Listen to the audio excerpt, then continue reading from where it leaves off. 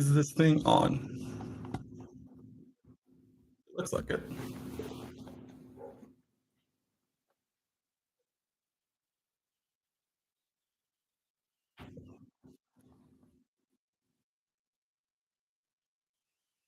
Camera works.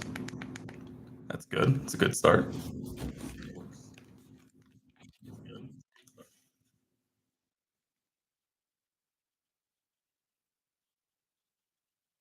Um,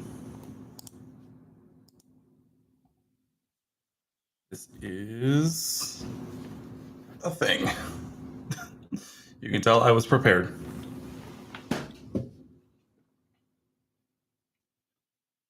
I didn't even prepare a tweet. I feel like I should have. Feel like I should have prepared a tweet. And so we shall right now. Why not? Let's do it. Let's do it live.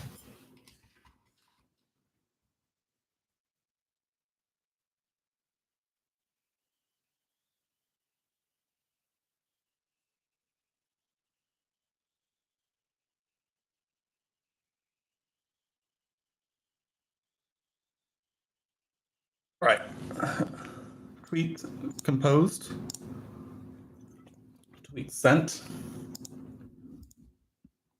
Let me make sure everything else is working. He says, hopefully.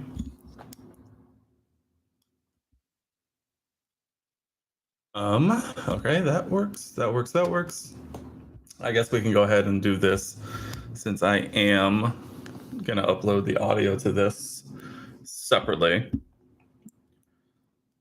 We can call this. Let me just go ahead. We can actually go ahead and just call this the next and newest episode of the Runaway Train Sports Podcast. Definitely something that has been few and far between the last handful of episodes.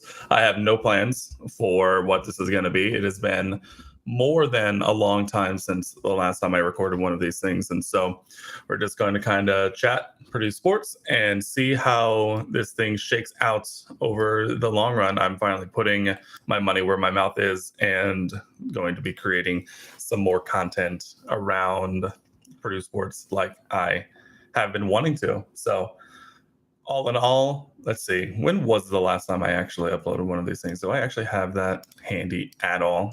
I don't know if I do, unfortunately, but I know it has been quite a long time, to say the least. I'm not signed in, never mind. I'm not signed in, so we're not going to worry about it at all. And so I guess we can start with talking about the game Purdue just finished, obviously coming off of a oddly energetically charged battle against Iowa at home in the friendly confines of Mackey Arena.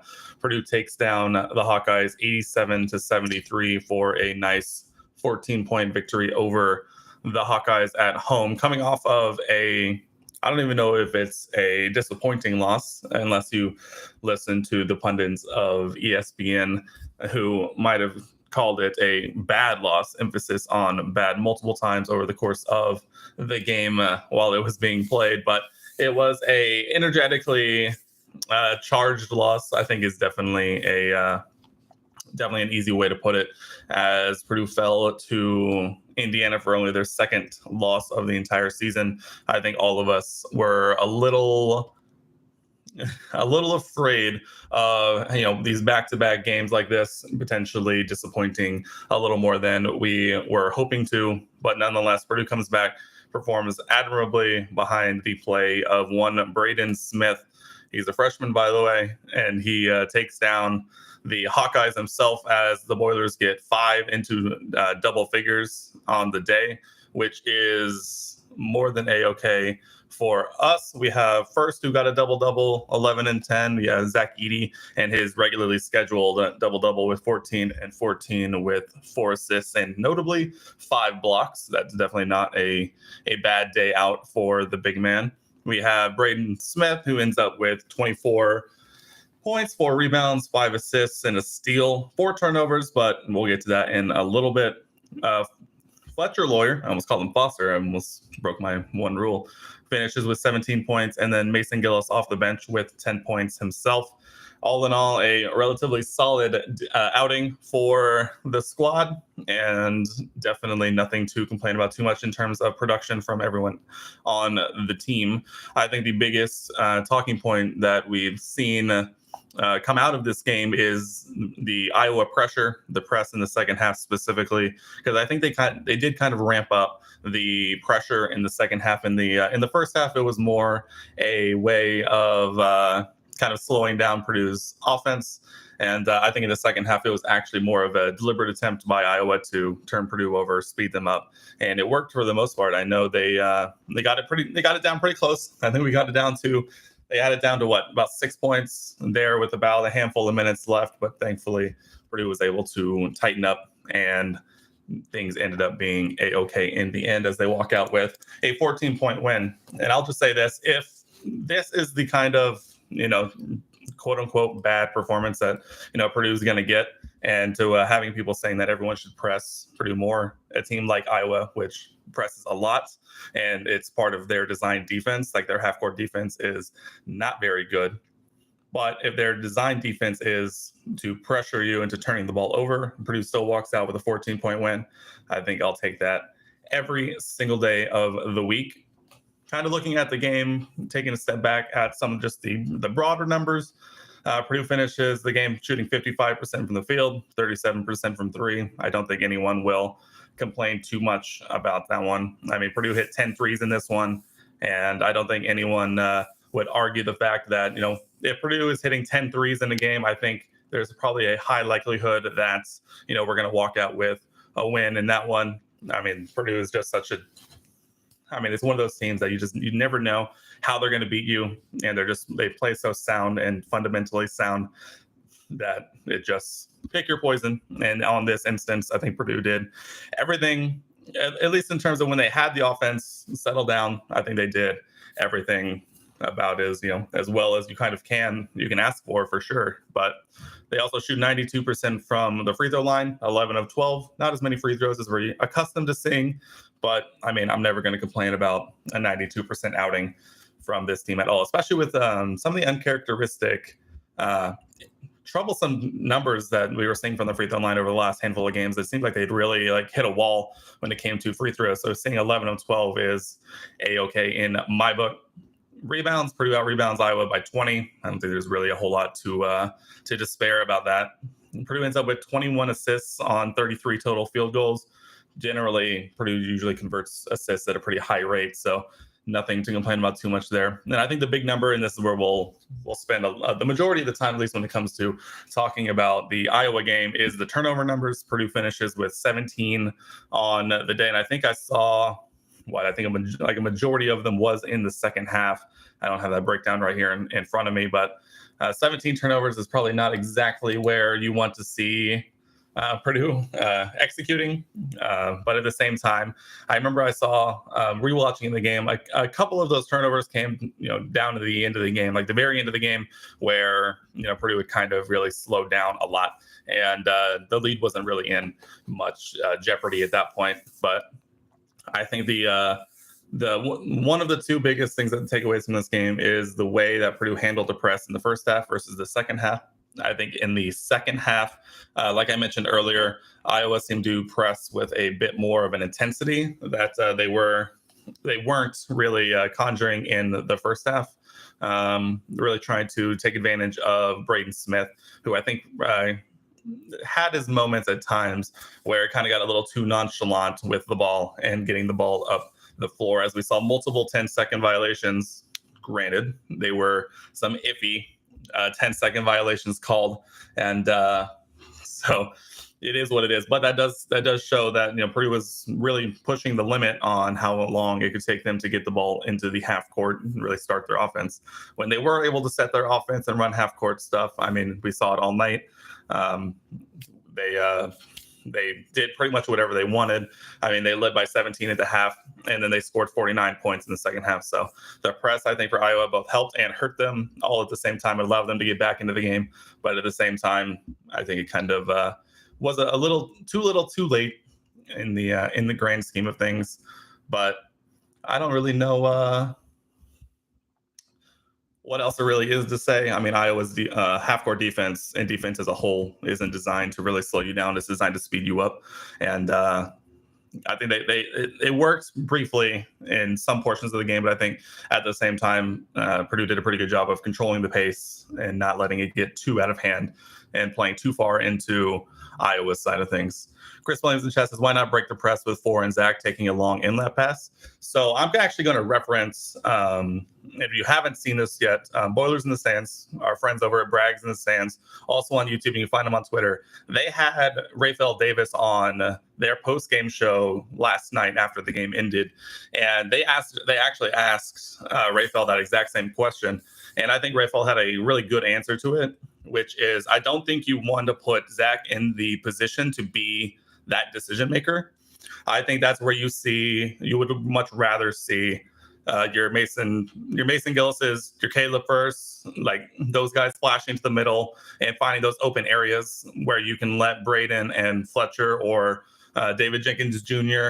kind of work the ball around and then let Gillis or First kind of float around.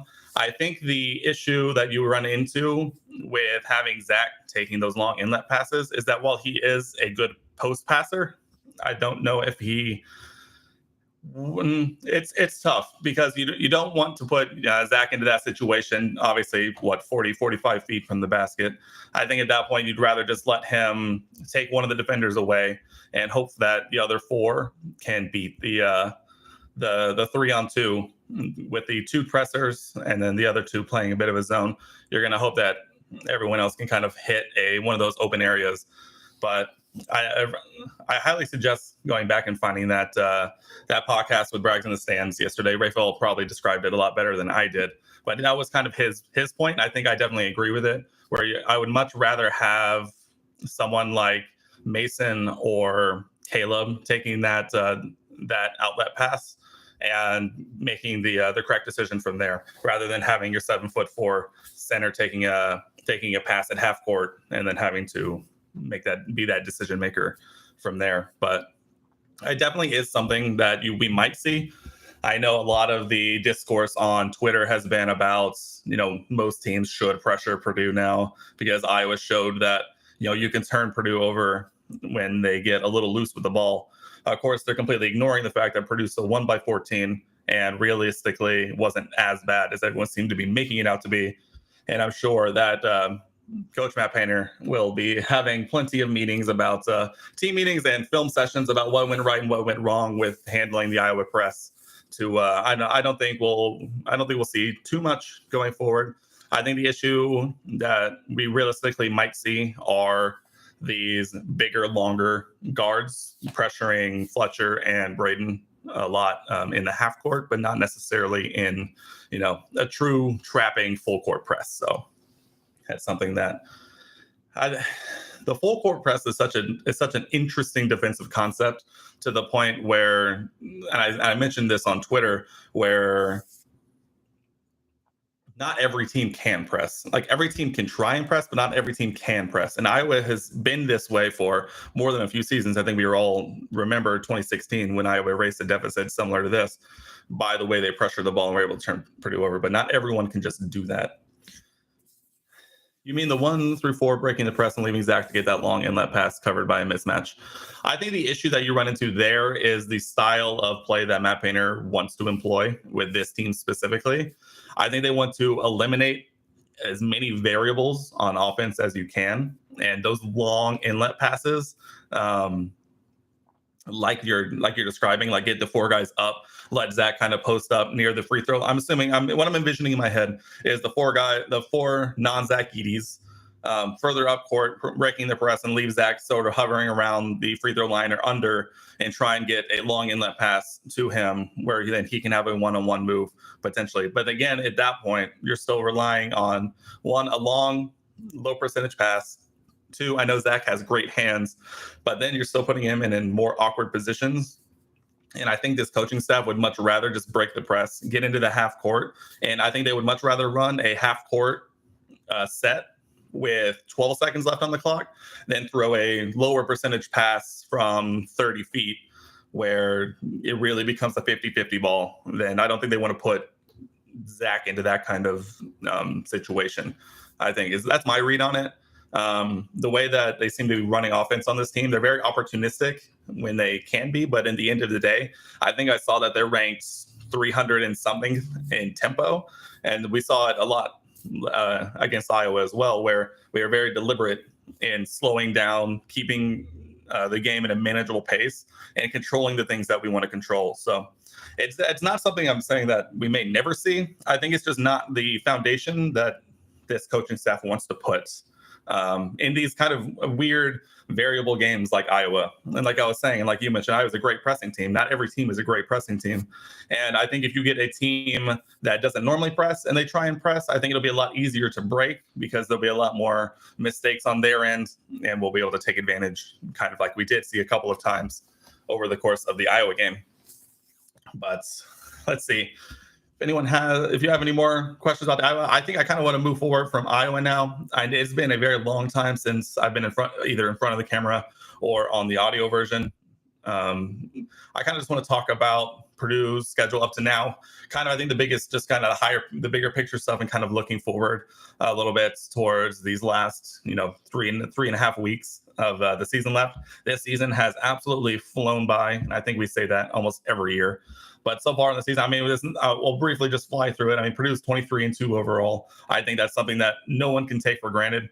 This has been an extremely fun season. And while the losses have been very emotionally charged, at the same time, considering we are 25 games into the season, to only have 2 losses, one of them being a 1-point loss to Rutgers at home, where we had a chance to win, and a 5-point loss on the road at Indiana, where again you play about the worst half of basketball Purdue played all season, and you still have a chance down the stretch where you just can't convert.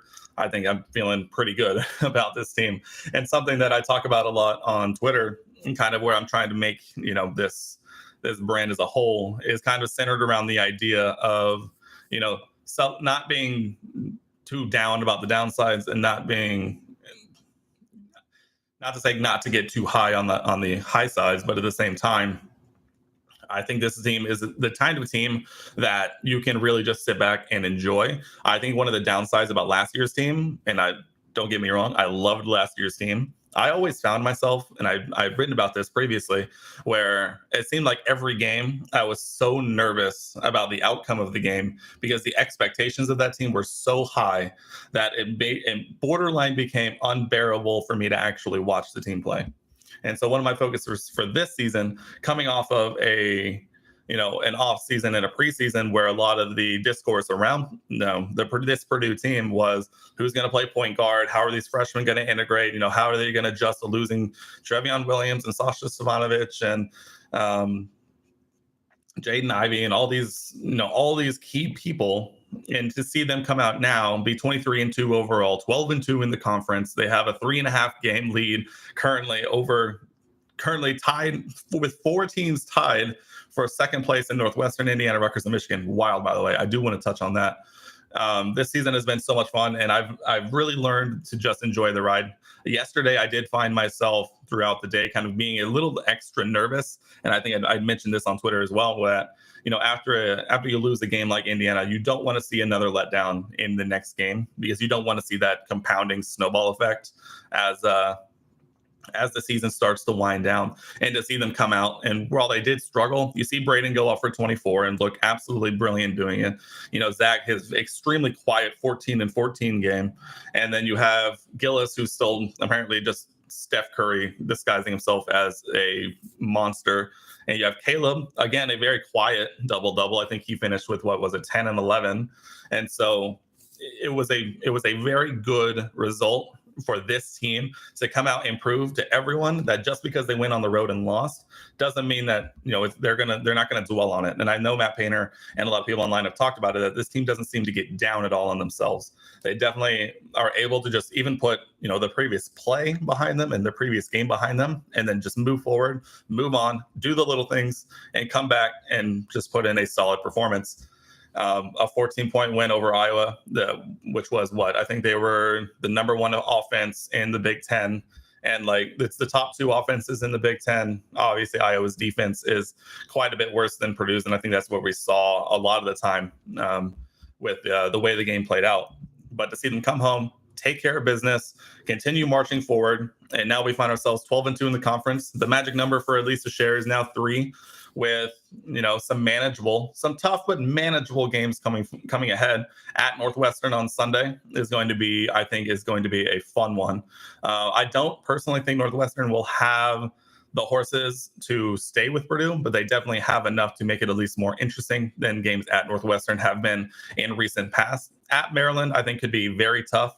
Maryland has been playing pretty decently. I mean, they obviously pushed Purdue really hard when they came to Mackey, and so it'll be interesting to see how that goes on the return trip for them next weekend, home against Ohio State. I don't know what Purdue did to Ohio State, but they are struggling mightily recently, and so that will be a very fun one. That's going to be a new game on CBS on the 19th. I'm very much looking forward to that one. I think that game is going to be very interesting because we have Northwestern on the 12th, Maryland on the 16th, and then just 3 days later, Ohio State comes to Mackey Arena for a noon game.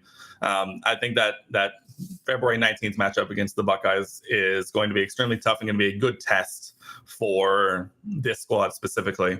And then obviously the final 3 games, you welcome Indiana back to Mackey Arena, hoping for a bit of revenge on Purdue's second loss of the season. That game is going to be electric, and I cannot wait for that game. But we have a handful of games to get there before. At Wisconsin, and then the home finale and the finale of the regular season, home against Illinois on March 5th. Going to be a very, very fun one. 6 games remain, and in a season that has just been absolutely stupendous to follow up to now. So I know we won't spend too much time on this. I think Purdue at minimum should probably go at minimum 4-2 down the stretch. I think the games at Maryland and at Wisconsin might be the biggest challenges we have left. I think Indiana coming to Mackey will always be very fascinating to watch, but I think Purdue should win that game. So I think a 4-2 finish down the stretch is more than good enough, and this team is certainly capable of winning all of them. It's really just going to depend on the teams that they're facing. But looking ahead, after obviously that, we'll have a seeding for the Big Ten tournament. I'm not going to go into that right now. I debated on it, but considering that the standings of the Big Ten have about 8 teams within a game of each other, I think there's 4 teams. There's 4 or 5 teams tied for. There's 4 teams tied for second, and then there's another 4 teams that are half a game back from them. So there's 8 teams in conference that have 5 losses, which is ridiculous to say the least. So the middle of the Big Ten is absolutely wild, and going to be a fascinating watch down the stretch for sure, as Purdue has kind of run away with the conference title as of now. But the middle of the Big Ten has been some of the most fun to watch just on a night-to-night basis. But we will take a go ahead and look. I'll use Lunardi's bracketology over on ESPN to kind of talk about it. He currently has Purdue as the top overall seed. Nothing too crazy to think about that. Purdue has the best resume of anyone in the country. They just need to keep winning and just keep playing their game. And I think we'll be a-okay when it comes to that. Other Big Ten news, Wisconsin's currently sitting as the first 4 out. Penn State just kind of slid out of the first 8 out, at least according to Lunardi. I think Penn State, I'm really high on Penn State. I would love to see Penn State come out and get some good results from them. But keeping it on Purdue specifically today, I might do another one of these and kind of focusing more on just the 68 team bracket projected here in maybe a couple of weeks when it gets to be a little more finalized. But as of right now, Purdue is the number 1 overall seed. The preferential treatment that you get with that cannot be understated when it comes to this bracket specifically, because if Purdue does manage to grab the number 1 overall seed, they'll get probably one of the greatest two weekend venues that you could get as a Purdue fan, with the first 2 rounds coming in Columbus, Ohio, followed by the regional and regional final being played in Louisville again.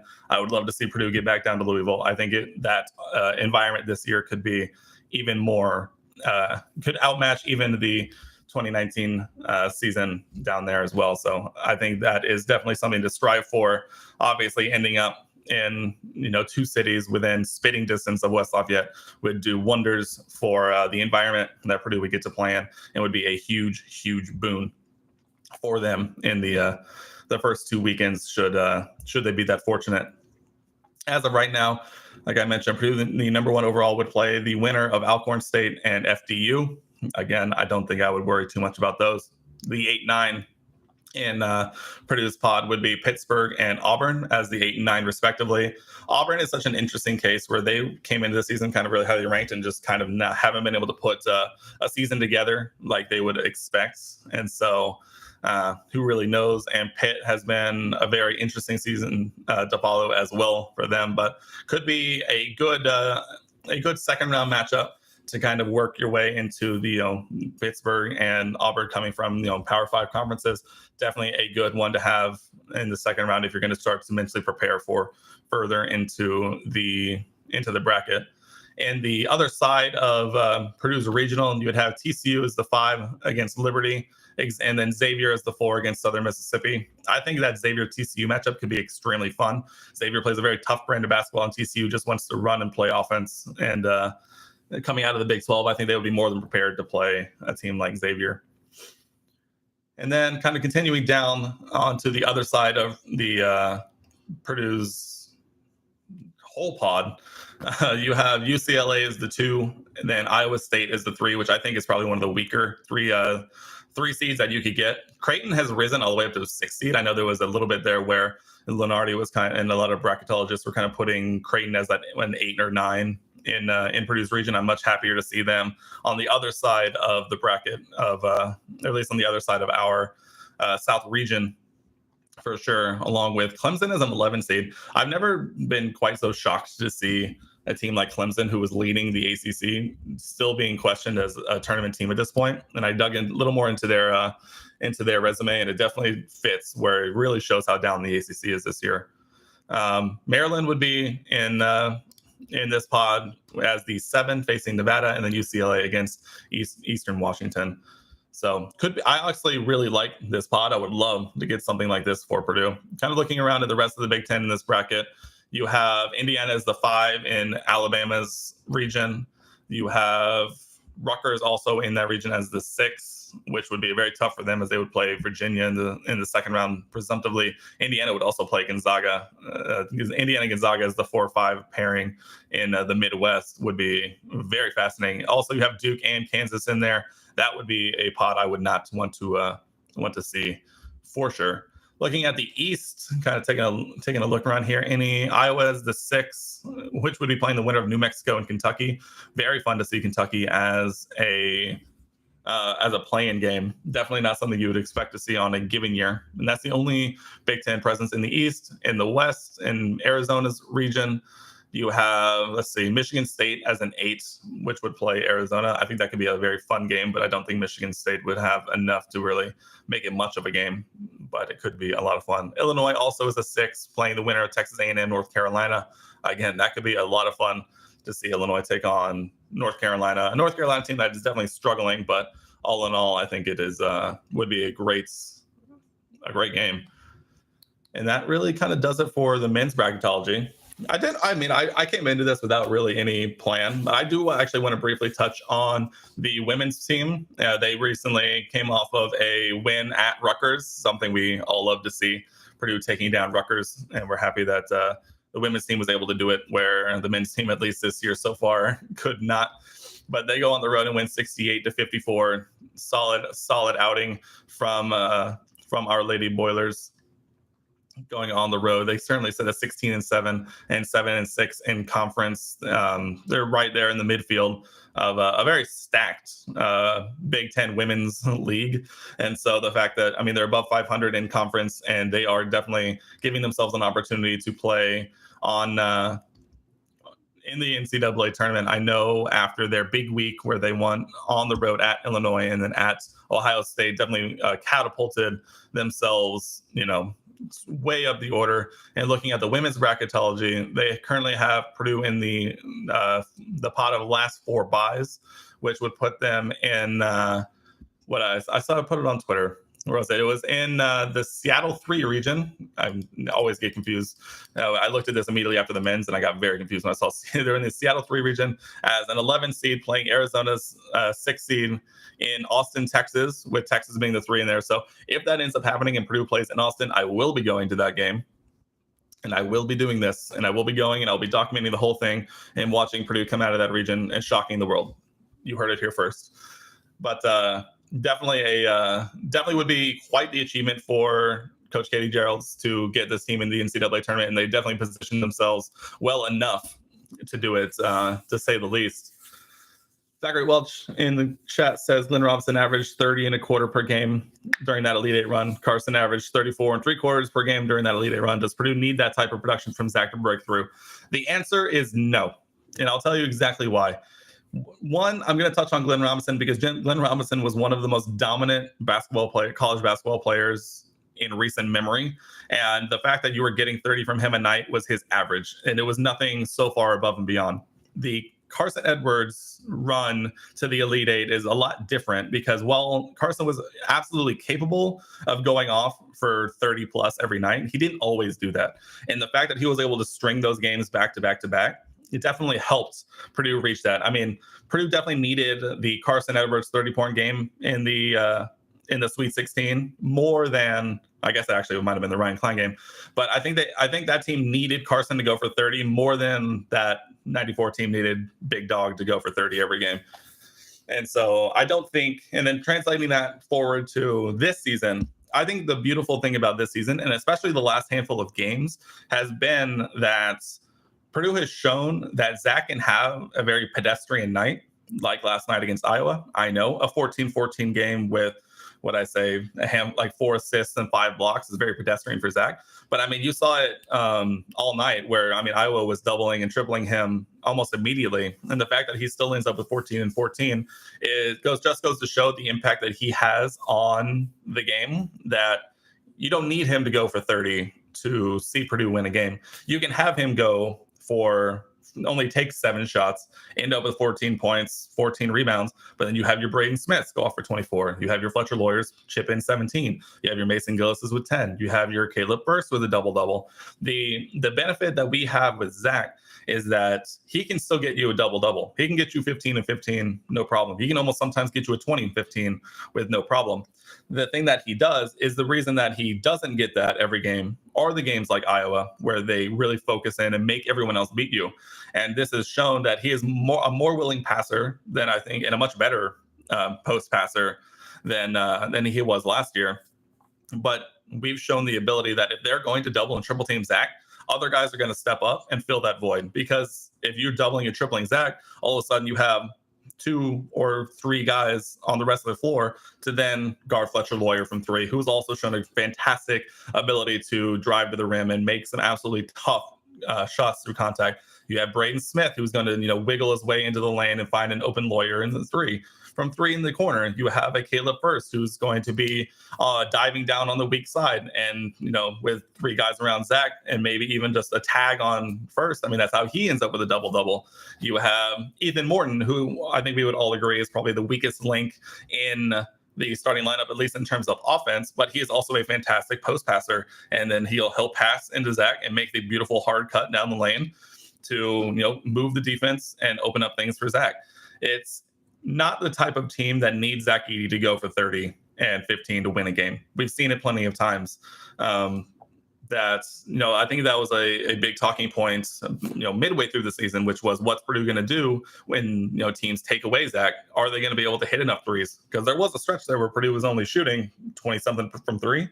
And a lot of us wouldn't admit it to ourselves, but got a little nervous at, what happens when Zach has an off game or teams triple team him and dare everyone else to beat him. And what we've seen is Mason Gillis go for 29. You've seen Braden Smith go for 24. You've had your 20-point Lawyer games. You've had Ethan Morton hit a couple threes in the game.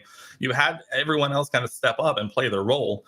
And to such a level that you don't need Zach to hit his 30 points, his 30 and 15.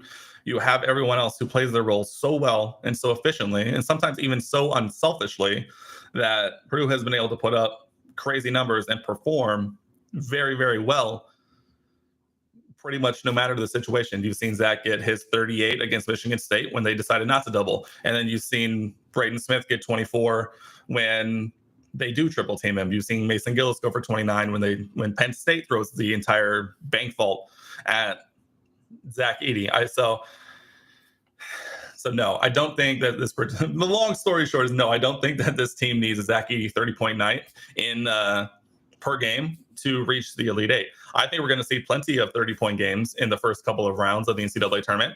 I think the game that I'll be most interested to watch will probably be that game against the 16 seed, assuming that Purdue ends up getting a 1 seed, because that 16 seed is going to have to do almost the impossible, and kind of, we'll probably likely end up seeing kind of the same production that we had seen from Zach in the non-conference against some of the smaller schools that Purdue was playing, where at the end of the day, you can throw as many bodies as you want at him, but he's still going to get his. He's going to put himself into position to rebound, get offensive rebounds and putbacks, as well as he's not really going to foul. And so realistically, as a smaller team who doesn't have the size to match up with Purdue, you really have to ask the question, are we going to take away the 7'4" guy and try and make these guys who have shown that they can make the plays to win games, or are you going to try and play them straight up as a Power 5 team potentially? And you're looking at that 8-9 game in the second round. Are you going to be a Power 5 team who's going to try and play him more one-on-one or more just straight doubles and try and make him beat you that way? In which, again, Purdue has also shown that they were able to beat those teams trying to play them one-on-one, Michigan State, or just a more classic double like I don't know. There's plenty of teams who try to just, regularly double him. We can think of like your Dukes and your Gonzagas, who Purdue was able to just, make the correct passes, play fundamental ball, and come out with wins. So I think this tournament is going to be extremely interesting. I think it really starts to get down to the nitty gritty once you start reaching your Sweet 16s and your Elite Eights, because at that point it's way more about matchups. In the first round, it's really, in the first 2 rounds, it's much more about who you have versus who they have.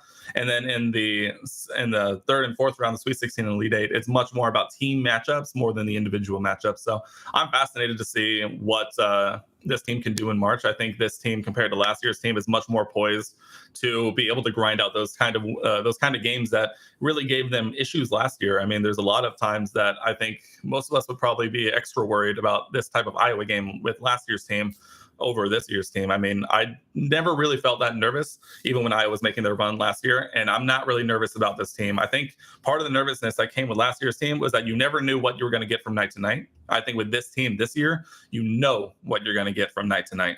And so I'm all in on this team, man.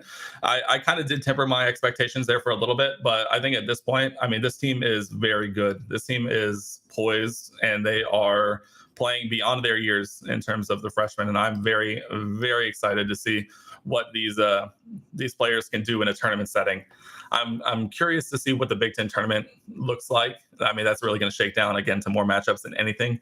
But I was talking about it today on Twitter, where I really want to play Rutgers again. I really want to see how much Purdue has grown from that original Rutgers game. Because, I mean, if you think about it, and I can see if I can pull it back up here, that original Rutgers game was quite a while ago at this point. I could try and find where that was. Shouldn't be too hard. It was Rutgers L. Give me a date. January 2nd. So we just turned to 2023. So we are over, man, it's only been like a month and a week. That's sad. It's felt like much longer ago than that. But I mean, it's been a month, and we've definitely seen Purdue grow into a much different team than January 2nd, where we ended up taking that 1-point loss to Rutgers. So I really want to see Rutgers again, because I think getting over a team like Rutgers is what we're going to have to do to potentially make a Final Four and potentially make it to a national championship. Because those teams are going to look at that Rutgers loss, and a team that can do that is going to try and do that. They're going to try and pressure Purdue into making the same mistakes that they would make in those games and try and beat us that way. So I would love to see Rutgers again, to give us an updated look on what we'll see versus a team like that. And so I think Rutgers is the perfect measuring stick, because we've already seen Rutgers come into Mackey, get that 1-point win, really frustrate Purdue into a point where they really couldn't operate the way we had come to expect them to operate. And so I want to see them again. I want to play them again. I know they just lost. I can't remember his name. I know they just lost one of their forwards that I think it was kind of a big piece for them. But I think at the same time, I would love to see what these guards and what Matt Painter would have, worked up for another run at the Scarlet Knights.